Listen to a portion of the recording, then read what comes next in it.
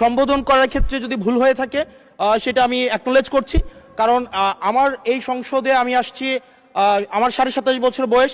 সেখানে মাননীয় স্বরাষ্ট্রমন্ত্রী যখন সংসদে এসেছেন 1991 সালে, আর আমি জন্ম হয়েছি 1998 সালে। তো সেই জায়গাতে যদি কনভেনশনাল যে ভুল আছে আমরা সেগুলো সংশোধন করতেও রাজি। আমাদের যখনই আমাদেরকে নোটিশ করবেন আমরা সেটাকে সংশোধন করে নেব। ধন্যবাদ। ধন্যবাদ মাননীয় সদস্য। We are learning every day. ধন্যবাদ মাননীয় স্পিকার।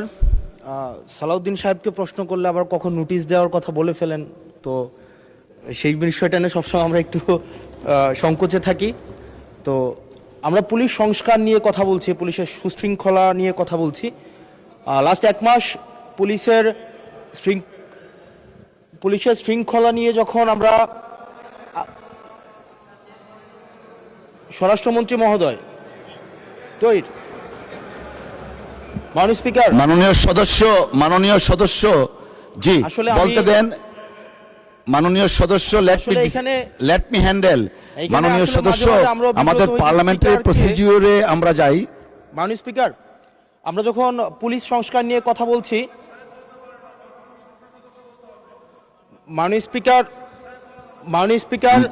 মাননীয় সদস্য আপনি দয়া করে বসুন। আমরা আশা করছি পরবর্তীতে আমরা সকল সদস্যগণ সংসদীয় যে নর্ম আছে, প্র্যাকটিস আছে, সেটা মেনে চলবো। Thank you. Yes, thank you মাননীয় স্পিকার।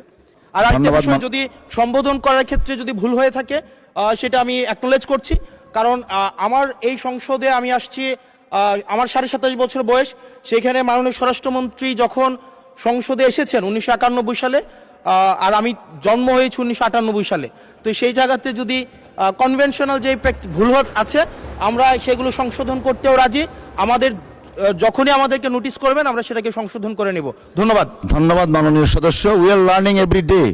ধন্যবাদ মাননীয় মন্ত্রী। কালচার, আমি বয়স যাই হোক মাননীয় সংসদ সদস্য হিসাবে আমাকে অ্যাড্রেস করতে হবে যে সদস্য প্রশ্নটি উত্থাপন করেছেন।